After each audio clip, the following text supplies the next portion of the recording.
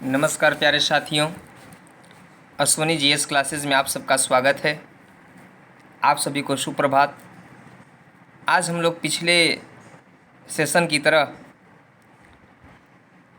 आज फिर पॉलिटी का संविधान का एक मॉक टेस्ट लेकर के आया हूँ।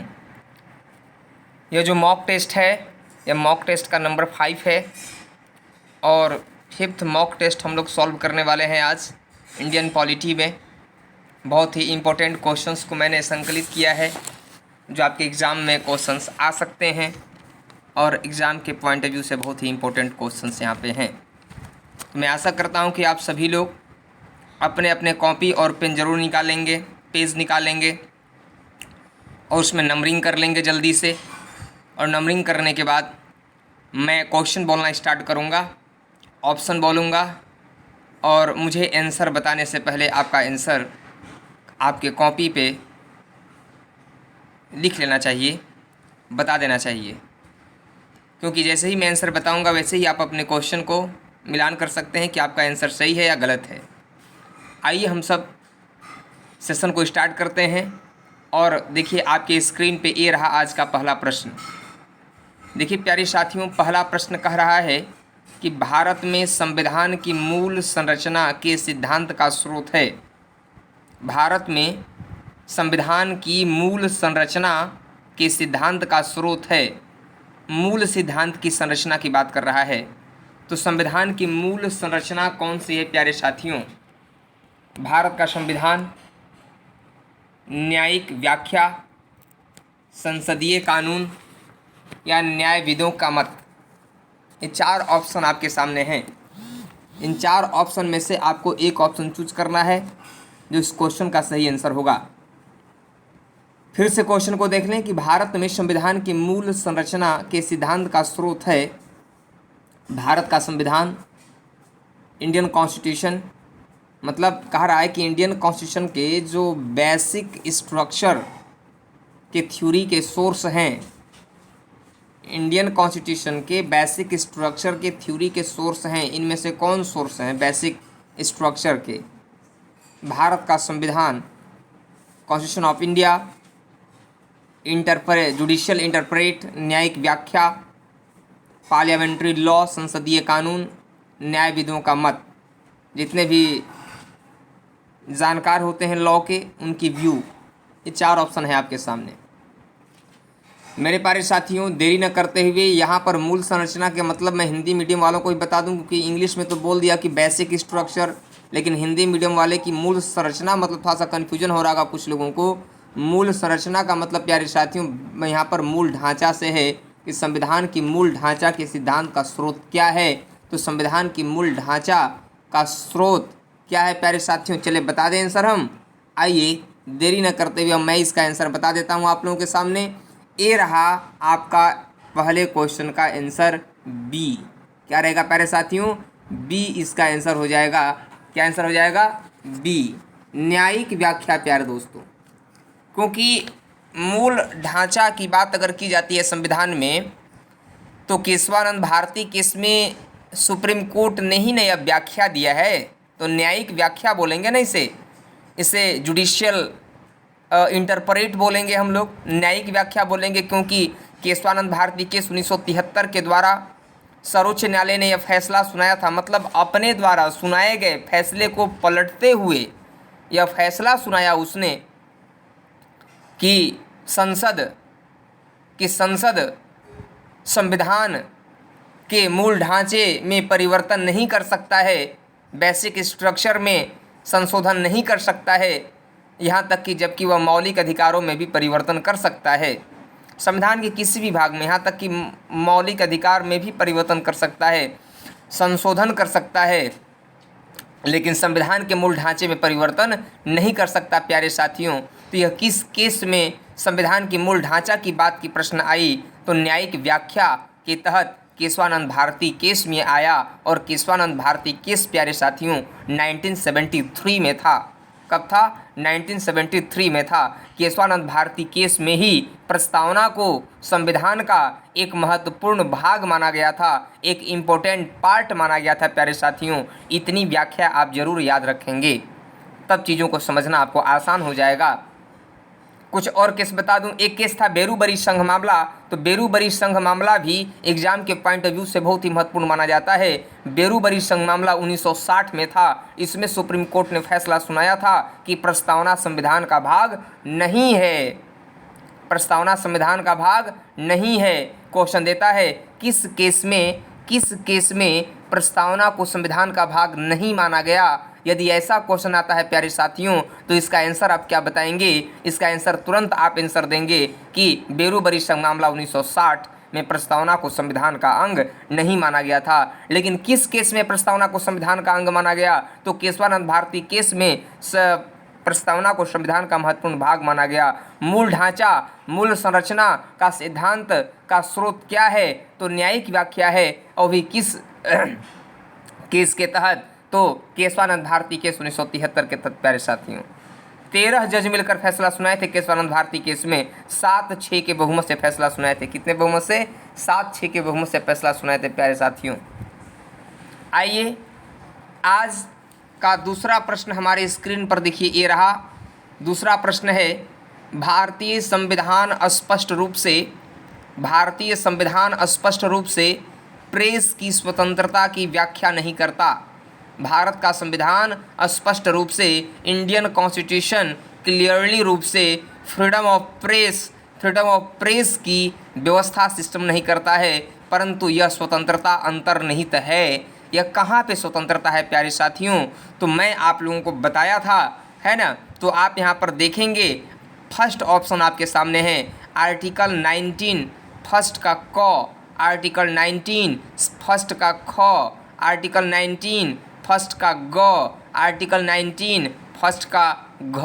प्यारे दोस्तों, मतलब आर्टिकल 19 फर्स्ट का ए, आर्टिकल 19 फर्स्ट का बी, आर्टिकल 19 फर्स्ट का सी, आर्टिकल 19 फर्स्ट का डी। प्यारे साथियों, कौन सा ऑप्शन होगा? ये तो बात सही है, क्वेश्चन बहुत स्पष्ट है। आप क्वेश्चन को समझने की कोशिश करें। ऐसे ही क्वेश्चन एग्जाम में आते हैं जो थोड़ा सा आपको सोचने के लिए, थिंकिंग करने के लिए मजबूर करे प्यारे साथियों। तो आप यहाँ पर थोड़ा सा फ्रीडम ऑफ प्रेस की व्यवस्था नहीं करता है। संविधान का कौन सा ऐसा, भाई संविधान में तो प्रेस की स्वतंत्रता, फ्रीडम ऑफ प्रेस की डिस्क्राइब नहीं है, लेकिन यह फ्रीडम किस में अंतर्निहित है, यह फ्रीडम किस में इंक्लूड होता है, उसी को बताना है। 4 ऑप्शन दिए गए हैं आपके सामने। क्या आपने इसका आंसर सोच लिया? क्या आपने अपने कॉपी पे इसका आंसर लिख लिया प्यारे साथियों?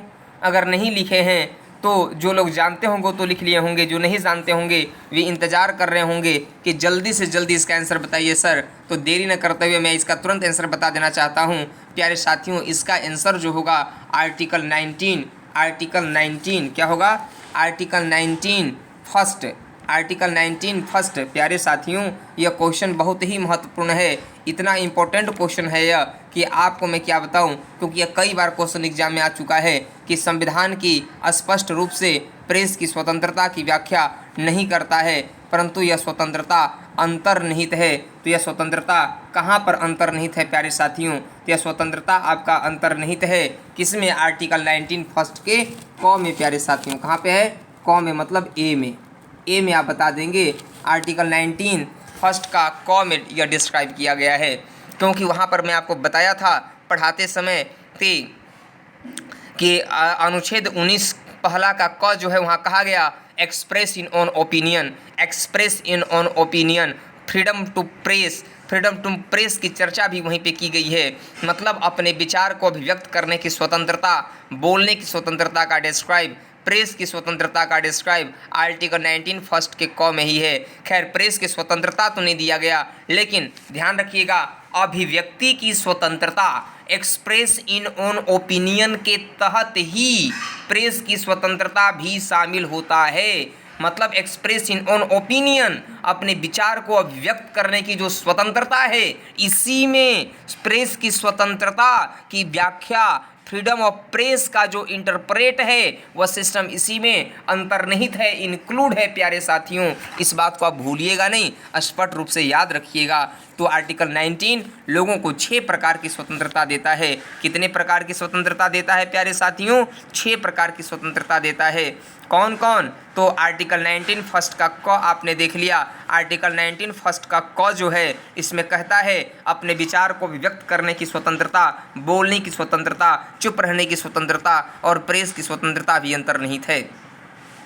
सेकेंड है आपका आर्टिकल 19 फर्स्ट का बी कहता है अर्थात ख कहता है कि to organise assemblies without arms in a peacefully way. आप शांतिपूर्ण तरीके से सभा और सम्मेलन का आयोजन कर सकते हैं, लेकिन बिना अस्त्र शस्त्र का प्यारे दोस्तों, बिना आर्म्स का। हाँ, सी कहता है प्यारे दोस्तों आर्टिकल 19 फर्स्ट का सी कहता है, कहता है कि क्या कहता है कि आप संघ या संगठन बना सकते हैं, आप यूनियन बना सकते हैं, आप अपनी एक असेंबली ऑर्गेनाइज कर सकते हैं प्यारे दोस्तों, ये आपको अधिकार है। आप इंस्टीट्यूशंस का सेटअप कर सकते हैं, ये भी आपको अधिकार और फ्रीडम दिए गए हैं। आर्टिकल 19 फर्स्ट का डी कहता है प्यारे दोस्तों, घ कहता है कि आप भारत के किसी भी राज्य क्षेत्र में स्वतंत्र पूर्वक फ्रीली मूव कर सकते हैं, कहीं भी घूम फिर सकते हैं, ये आपकी स्वतंत्रता है। पहले इसका अपवाद जम्मू कश्मीर था, लेकिन जब से 35 से हटा तब से यह भी समाप्त हो गया प्यारे दोस्तों। और पूरे भारत में जम्मू कश्मीर से लेकर कन्याकुमारी तक, अरुणाचल प्रदेश से लेकर के गुजरात के सौराष्ट्र तक, पूरे भारत में प्यारे दोस्तों अब हमारे यहाँ सबके लिए एक समान व्यवस्था है और कहीं भी आप घूम फिर सकते हैं। अब देखिए यहाँ पर जो घ के बाद अंगा जो कहा गया प्यारे दोस्तों, अंगा में कहा गया कि आप भारत के किसी भी राज्य क्षेत्र में निवास कर सकते हैं। क्या कर सकते हैं? आप भारत के किसी भी राज्य क्षेत्र में प्यारे साथियों निवास कर सकते हैं, बस सकते हैं, आपको इससे वंचित कोई नहीं कर सकता है। इसका भी अपवाद पहले जम्मू कश्मीर था, लेकिन जब से 35A 370 हटा तब से यह भी समाप्त हो गया प्यारे दोस्तों।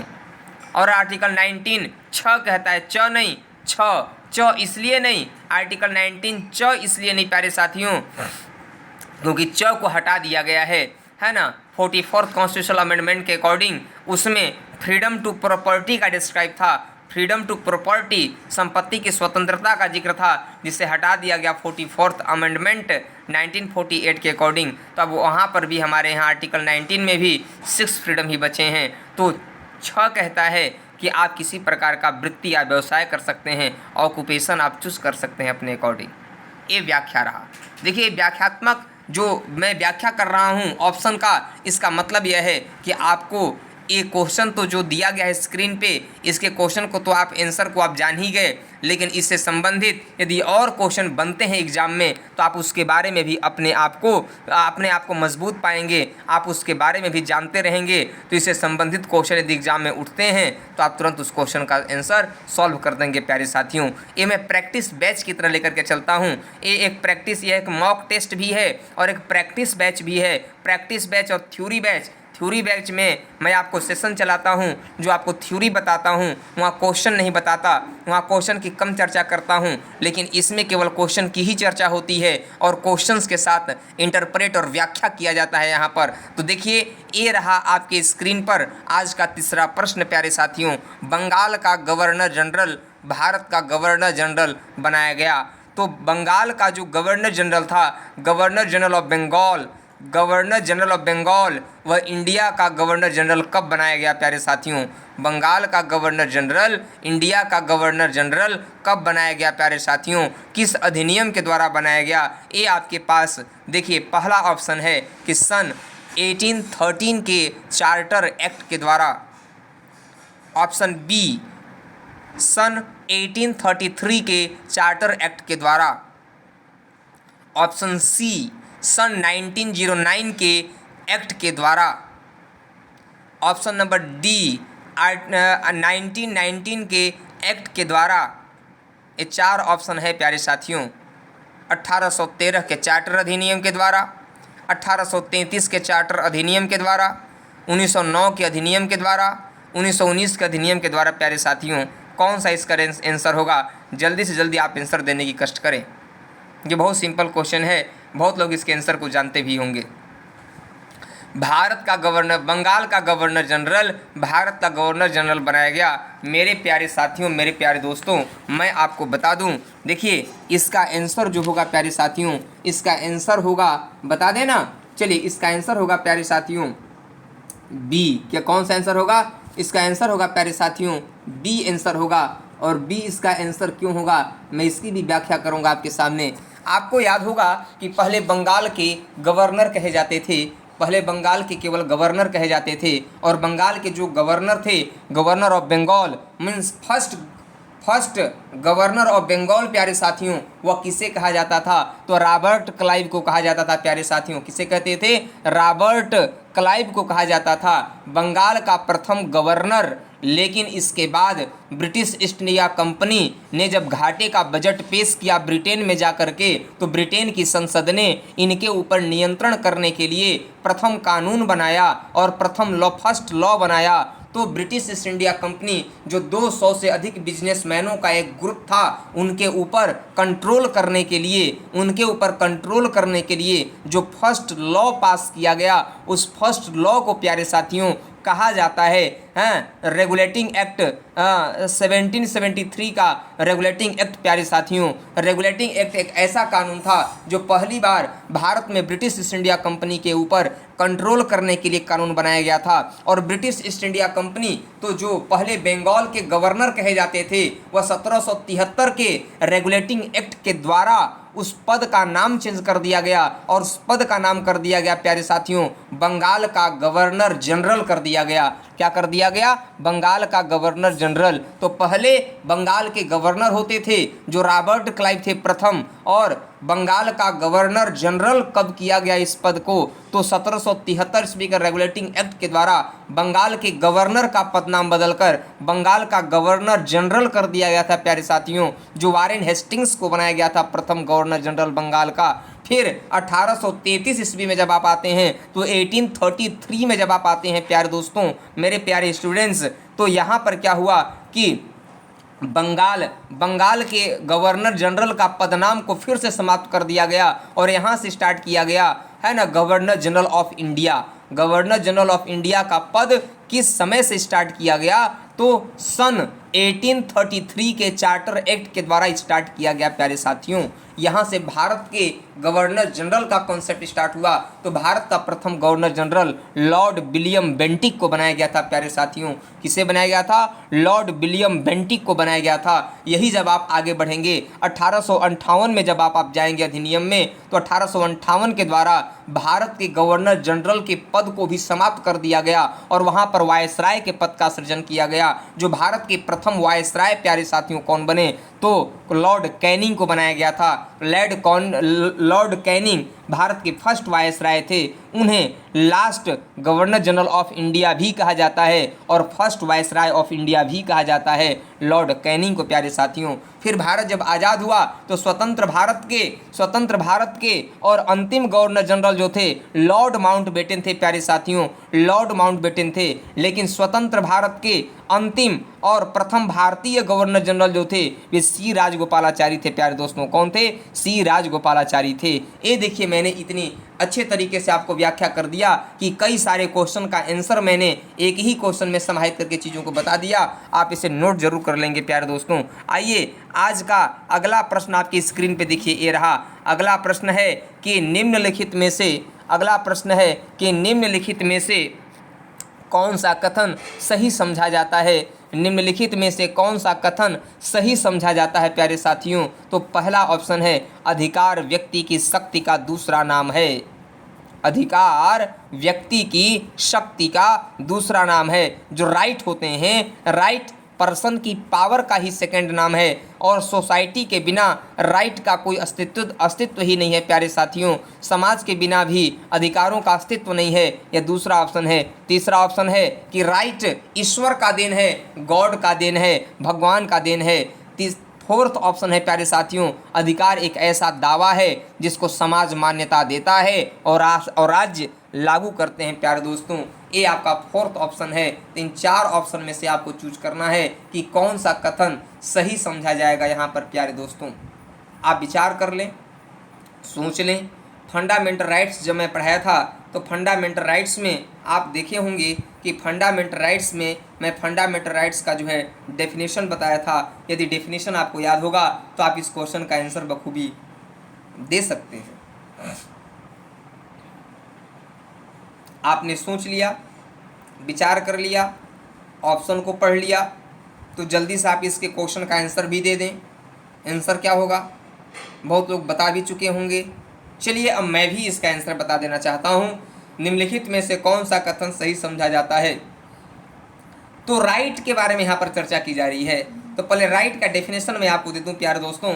देखिए, अधिकार एक ऐसा शब्द है जिसके बिना लोगों का सर्वांगीण विकास संभव नहीं होता। राइट एक ऐसा एलिमेंट्स होता है जिसके बिना लोगों के पर्सन्स के ऑल ओवर एरियाज़ में डेवलपमेंट संभव नहीं होते हैं। राइट के चलते ही ऑल ओवर एरिया में डेवलपमेंट होते हैं। और राइट एक ऐसा दावा होता है, राइट एक ऐसा दावा होता है प्यार दोस्तों, एक ऐसा क्लेम होता है जिसको सोसाइटी मान्यता देती है और राज्य उसे लागू करते हैं प्यारे साथियों। क्योंकि हम उन अधिकारों का प्रयोग नहीं करते, हम किसी भी अधिकारों का प्रयोग तब तक नहीं करने पाते जब तक कि राज्य के द्वारा, सरकार के द्वारा उसे मान्यता न मिल जाए और समाज उसे मान्यता न दे प्यारे दोस्तों। जब तक सरकार के द्वारा लागू न कर दिया जाए और समाज के द्वारा मान्यता न मिले, समाज के द्वारा जब तक मान्यता न मिले और जब तक उसे राज्य गवर्नमेंट इम्प्लीमेंट न कर दें, लागू न कर दें, तब तक वह अधिकार नहीं बनता प्यारे साथियों। इसीलिए यहाँ पर ऑप्शन तो आप अब समझ ही गए होंगे मैं किस ऑप्शन की तरफ इंडिकेट कर रहा हूँ। तो ऑप्शन हो जाएगा प्यारे दोस्तों आपका फोर्थ ऑप्शन हो जाएगा, ए चौथा ऑप्शन हो जाएगा। समझ गए? आइए आज का अगला प्रश्न देखिए आपकी स्क्रीन पर ये रहा। अगला प्रश्न कहता है प्रांतीय स्वायत्तता किस अधिनियम की देन है? जो प्रांतीय स्वायत्तता का मतलब, प्रांत का मतलब जो हमारे यहाँ जो प्रोविंशियल मतलब जो प्रोविंशियल जो प्रांतों में थे, प्रोविंशियल इंडिपेंडेंसी किस अधिनियम की देन है प्यारे दोस्तों? तो प्रांतीय स्वायत्तता मतलब स्टेट लेवल की जो गवर्नमेंट थी उसको स्वायत्तता, उसको फ्रीडम कब दिया गया, किस एक्ट के द्वारा दिया गया प्यारे साथियों? तो पहला क्वेश्चन है इंडियन काउंसिल भारत परिषद अधिनियम 1909। क्या है? भारत परिषद अधिनियम 1909। परिषद देख रहे हैं ना, ये परिषद लिखा हुआ है, आप समझ लेंगे। भारत परिषद अधिनियम 1909, Indian council act 1909, Indian government act 1919, Indian government act 1935, Indian council act 1861 प्यारे साथियों। ये चार ऑप्शन है आपके सामने, इसमें से सही आंसर को आप टिक करें कि प्रांतीय स्वायत्तता किस एक्ट की देन मानी जाती है, किस एक्ट की देन मानी जाती है प्यारे साथियों, है ना? जो प्रोविंशियल थे, प्रोविंशियल इंडिपेंडेंसी किस एक्ट की देन मानी जाती है? तो इसका आंसर क्या होगा? क्या आप विचार कर लिए, आप देख लिए, आप समझ लिए? अगर आप इसे नहीं बताने पा रहे हैं प्यारे साथियों, जो लोग बताना चाहते हैं तो बता लिए होंगे, है ना? कमेंट बॉक्स में ज़रूर आप लिखते जाइएगा कि आपका कितने क्वेश्चन सही हुए इस सेशन के। मॉक टेस्ट 5 इंडियन पॉलिटी का मॉक टेस्ट 5 में आपने कितने क्वेश्चन को सही किया, कमेंट बॉक्स में ज़रूर लिखिएगा प्यारे साथियों। तो आइए हम देखते हैं और खूब से खूब इसे शेयर कीजिएगा ताकि और लोगों के पास पहुंच सके और गरीब जनमानस हमारे स्टूडेंट्स जो हैं वो भी इससे फ़ायदा उठा सकें। तो आइए देखते हैं प्रांतीय स्वायत्तता किस अधिनियम की देन है। प्रांतीय स्वायत्तता मतलब कब इंडिपेंडेंसी दी गई? तो मेरे प्यारे दोस्तों आपको पता होगा जब इंडियन गवर्नमेंट एक्ट 1935 जब हम लोग पढ़ रहे थे तो वहाँ पर मैं आप लोगों को कुछ बातें बताया था, वहाँ पर चर्चा किया था कि देखिए द्वैत फेडरल स्ट्रक्चर का जो कॉन्सेप्ट इंडिया में जो एक्सेप्ट किया गया वह इंडियन गवर्नमेंट एक्ट 1935 के तहत एक्सेप्ट किया गया प्यारे साथियों। इंडियन गवर्नमेंट एक्ट 1935 के तहत फेडरल स्ट्रक्चर को एक्सेप्ट किया गया था। तो फेडरल स्ट्रक्चर का डेफिनेशन भी मैं आपको बताया हूँ, फेडरल सिस्टम गवर्नमेंट भी आपको मैं एक इस पे ऊपर थ्योरी क्लास चलाया हूँ, वीडियो बनाया हूँ, आप फेडरल सिस्टम को देख सकते हैं। एकात्मक और संघात्मक में अंतर वाला जो वीडियो है उसे आप देख सकते हैं प्यारे साथियों। उस सेशन को देखिए, समझिए और फिर विचार कीजिए। मैं यहाँ पर भी थोड़ा सा बता देना चाहता हूँ कि 1935 के तहत फेडरलिज्म को अपनाया गया। Federalism means powers are divided between central and state levels of government, मतलब केंद्र और राज्य में शक्तियों का विभाजन होता है। तो शक्तियों का विभाजन जब होगा प्यारे साथियों तो स्वाभाविक सी बात है कि प्रांत भी स्वतंत्र होंगे, केंद्र से प्रांतों को स्वतंत्रता दे दी जाएगी। तो इसलिए इसका आंसर क्या हो जाएगा प्यारे साथियों? सी हो जाएगा। क्या हो जाएगा? सी हो जाएगा। इंडियन गवर्नमेंट एक्ट 1935 इसका आंसर हो जाएगा प्यारे साथियों। आइए देखिए आपकी स्क्रीन पे ये रहा आज का अगला प्रश्न। छठा प्रश्न है कि किस संविधान संशोधन द्वारा, किस कॉन्स्टिट्यूशनल अमेंडमेंट के द्वारा यह व्यवस्था किया गया कि किसी मंत्रिमंडल में मंत्रियों की टोटल नंबर कुल मेंबरशिप की 15% से ज़्यादा नहीं हो सकता, 15% से अधिक नहीं हो सकता प्यारे साथियों। तो मंत्रियों की संख्या 15% से ज़्यादा नहीं हो सकता। किस संशोधन के द्वारा ऐसा प्रावधान किया गया? आपके सामने ऑप्शन है, क्वेश्चन एग्जाम में कई बार आ चुका है, बहुत फेमस क्वेश्चन है। 90 constitutional amendment act, 91st constitutional amendment, 85th constitutional amendment, 94th constitutional amendment, 90वां संविधान संशोधन, 91वां संविधान संशोधन, 85वां संविधान संशोधन और 94वां संविधान संशोधन प्यारे साथियों। तो कौन सा इसका आंसर होगा, आप विचार करें। चलिए इसके आंसर को अब मैं बताता हूँ। कह रहा है क्वेश्चन, फिर से देखें कि यह किस संशोधन में यह व्यवस्था किया गया कि मंत्रिमंडल में मंत्रियों की संख्या सदन की कुल सदस्य संख्या की 15% से अधिक नहीं हो सकता। सदन मतलब यहाँ पर लोकसभा से है कि लोकसभा की कुल सदस्य संख्या के 15% से ज़्यादा नहीं हो सकता प्यारे साथियों। तो इसका आंसर क्या हो जाएगा? इसका आंसर हो जाएगा प्यारे साथियों, बता दूं? चलिए बता देना, आइए बता देता हूँ। इसका आंसर हो जाएगा बी प्यारे साथियों। 91st कॉन्स्टिट्यूशनल अमेंडमेंट के अकॉर्डिंग, 91st कॉन्स्टिट्यूशनल अमेंडमेंट के अकॉर्डिंग देखिए प्यारे साथियों, कुछ हमारे प्यारे स्टूडेंट्स का कहना था कि इंपॉर्टेंट कॉन्स्टिट्यूशनल अमेंडमेंट भी बताइएगा सर। इंपॉर्टेंट कॉन्स्टिट्यूशनल अमेंडमेंट मैं क्वेश्चन के माध्यम से भी बताता चल रहा हूं, इसे आप एक जगह नोट करते चलिएगा, एक पेज बना लीजिएगा, संविधान संशोधन, महत्वपूर्ण संविधान संशोधन का पेज बना लीजिए और जो भी संशोधन से महत्वपूर्ण बातें हुई हैं उसको आप नोट करते चलिए, क्योंकि नोट करना बहुत ज़रूरी है। एक फ्रेश नोट्स बनाइए जिससे कि आपके एग्ज़ाम की तैयारी बहुत अच्छे तरीके से हो सके। तो 91वां संवैधानिक संशोधन अधिनियम 91st कॉन्स्टिट्यूशनल अमेंडमेंट के अकॉर्डिंग जो मेंबरशिप था, मेंबरशिप था काउंसिल ऑफ मिनिस्टर्स का, वह कर दिया गया प्यारे दोस्तों, कितना 15% कर दिया गया। कितना? 15% से मैक्सिमम नहीं हो सकता। ठीक, देखिए ये अगला प्रश्न आपके स्क्रीन पे ये रहा, बहुत ही महत्वपूर्ण क्वेश्चन है कि केंद्रीय वित्त मंत्री किस वर्ष को ग्राम सभा वर्ष घोषित किया था?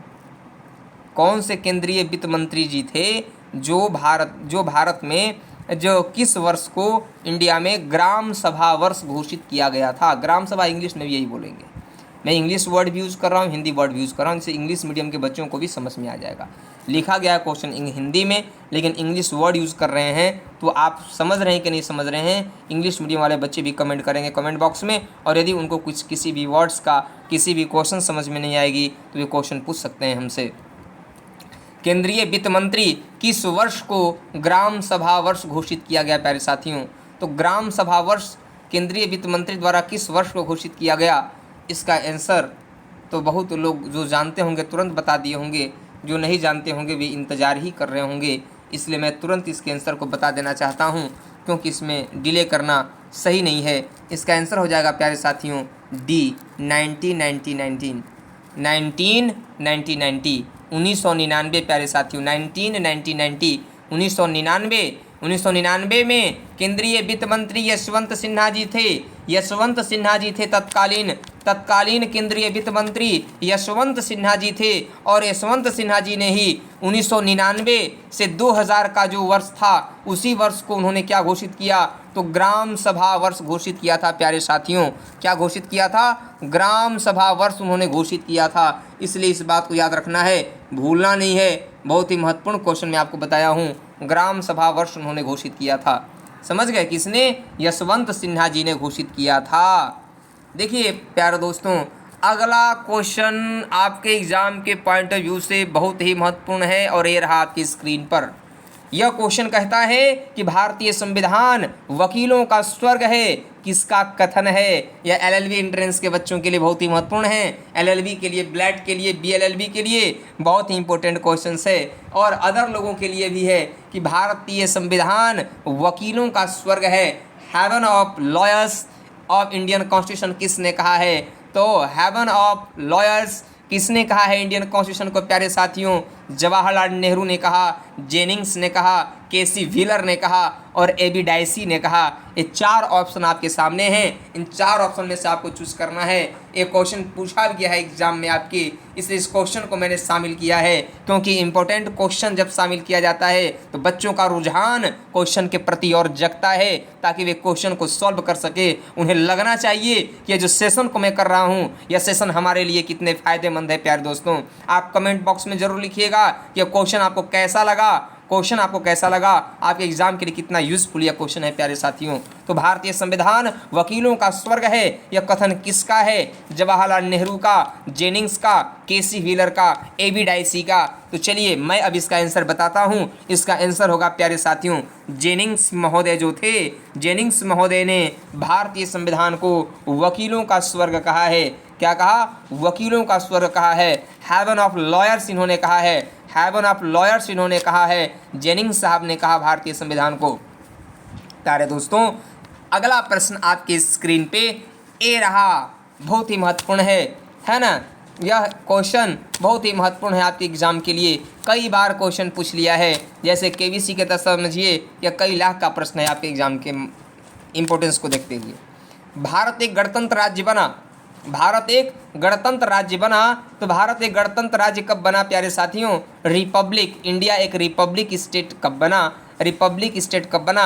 यह एक एग्जाम नहीं, कई एग्जामों में पूछा जा चुका है ना? जैसे केबीसी में क्वेश्चन पूछने पे पैसे मिलते हैं, यहाँ क्वेश्चन बताने पे, पूछने पे आपको पैसे नहीं मिलेंगे। यहाँ क्वेश्चन का आंसर देने पे आपके एग्ज़ाम के लिए बेनिफिशियल होगा, जो आप कई लाख रुपए कमा सकते हैं। आप केबीसी से भी ज़्यादा पैसे कमा सकते हैं यदि आप अच्छा जॉब ले लेते हैं। प्यारे साथियों, तो जॉब का प्रिपरेशन आप करें अच्छे तरीके से, लगन के साथ, एनर्जी के साथ तैयारी करें। इस क्वेश्चन का आंसर को बताएं। यह क्वेश्चन बहुत ही महत्वपूर्ण है कि भारत एक गणतंत्र राज्य बना, तो भारत एक गणतंत्र राज्य कब बना प्यारे साथियों?